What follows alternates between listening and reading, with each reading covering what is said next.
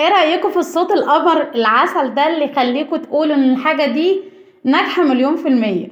لا سلام ولا كلام. ندخل في الموضوع على طول.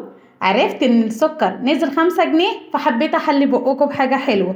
تعالوا نشوف النهاردة عملنا ايه. عملنا كيكة وبسبوسة في نفس الوقت، الاتنين في صينية واحدة، حاجة كده تحفة جدا. تحلية بجوز الهند، عايزة اقول لكم حاجة تستاهل بقكم فعلا. بس يا ريت قبل ما نبدأ الفيديو بتاعنا ونقول عملنا ايه متنسوش لايك وشير تعليق حلو منكم لحنان اللون.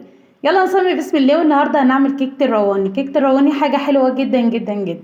مكوناتها سهلة جدا وبسيطة، عبارة عن دقيق السيمولينا اللي هو دقيق البسبوسة والدقيق العادي بتاعنا. انا هستخدم كوبايتين لان هعمل صينيه حلوه. كوبايتين دقيق وعليهم كوبايتين دقيق سيمولينا يا ست الكل، نص كوبايه لفوق براحتك خالص. ومعايا هنا كوبايه زبادي، لو تلاحظوا ان انا مستخدمه نفس الكوبايه في كل المقادير وكل المكونات بتاعتي. وهنا بقى بما ان السكر مش نزل 5 جنيه هستخدم سكر كتير، لا هستخدم نص كوبايه. وهنحضر مع بعضنا شربات هنسقيها بيه، بما ان هي فيها دقيق البسبوسه يبقى لازم تتسقي شربات. معايا 3 بيضات بس، ومعايا كمان فانيليا وكيس بيكنج باودر. هنا هنجهز الشربات بتاعنا، وعايزه اقول لكم الشربات بتاعها قليل مش كتير. كوبايتين سكر، كوبايتين صغيرين على فكره مش كتير خالص، وعليهم كوبايتين ميه.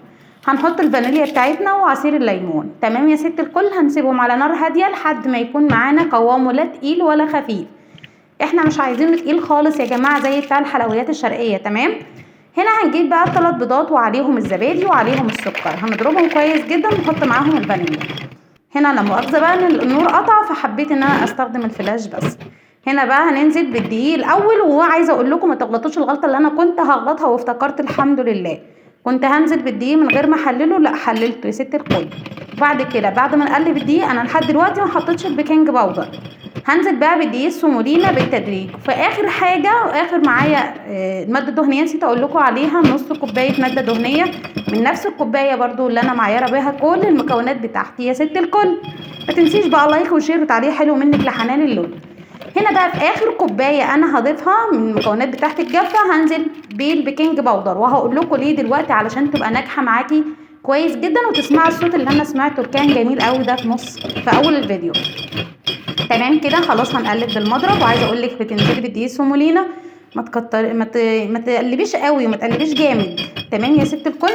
الجوز هند بقى عايزه اقول لكم ان انا ما استخدمتش نص الكوبايه كلها، خليت حبه كده ان انا احطهم على وش الصينيه من فوق زي ما شفتوا في بدايه الفيديو. بجيب بقى صينيه وبدهنها بماده دهنيه وابطنها بالدقيق زي ما بنعمل في الكيك. تمام يا ست الكل. انا مش عايزاها تكون لازقه معايا، هي كده كده مش هتلزق، بس بما ان انا هسقيها شربات فحباها ان تطلع القطعه وحدتها كده وشكلها مرتب وحلو زي ما انتوا شفتوها في بدايه الفيديو. عايزه اقول لكم الفيديو ده طالع من الصعيد، فعايزه منكم بقى تحيه لاهل الصعيد. تحيه كبيره جدا لاهل الصعيد. خلاص كده هنكون مسخنين الفرنه بتاعتنا، بما انها فيها بيض وفيها دقيق يبقى لازم برضو كينج باودر، يبقى لازم نسخن الفرنه من قبلها. تمام يا ست الكل. خرجت معانا بقى، وعايزه اقول لكم الصوت ده يعني كان نفسي تسمعوه تاني بصراحه. حلو جدا وكده، ده دليل ان هي ناجحه قوي معاكي. لما تطلعي صينيه بسبوسه او اي صينيه حلويات وتنزلي عليها بالشربات على طول. عايزه اقول لكم ان الشربات بارد يا جماعه وهي سخنه لسه طالعه من الفرن، مش بارد قوي بصراحه. تمام. لان انا بدات الشربات قبل ما اعملها هي اصلا. تمام يا ست الكل. خلاص كده بسيبها بقى تهدى واقطعها زي ما انتوا شايفين دلوقتي. عايزه اقول لكم بتتشرب اي كميه سوائل انا بحطها، حلوه جدا جدا جدا. اخدت الكوبايتين السكر بالظبط وكوبايتين الميه، هي ما اخدتش غيرهم. تمام. ده بقى الجوز الهند، انا هحط كده حبه على الوش. انا بصي انا بحبها جدا لان انا بعشق الجوز الهند. انا ماليش دعوه بيك يا ست هند بس انا فعلا من عشاق جوز الهند جدا. فالوصفه دي بعملها كتير علشان جوز الهند بصراحه بحب اكتره جدا. جوز الهند اللي كنت مستخدماه المره دي كان اللي هو الناعم المبشور جامد. فبقى مش بحبه، بس كان حلو في الوصفه دي وما طلعهاش كتمه ولا اي حاجه، وكانت جميله وامتصت السوائل كلها. وهنا هنطلع معاكم حته صغنونه كده في طبق علشان تشوفوها. بصوا هي طالعه بكل بساطه.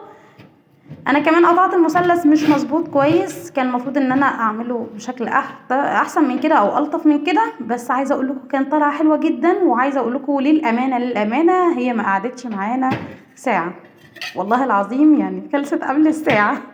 صحتين وهنا، واتمنى فيديو النهارده يعجبكم. متنسوش بقى كانت معكم حنان اللول. من قناة يوميات حنان في المطبخ، وهسيبكم في رعاية الله مع الفيديو الجميل ده، اتمنى تجربوه. مع السلامة.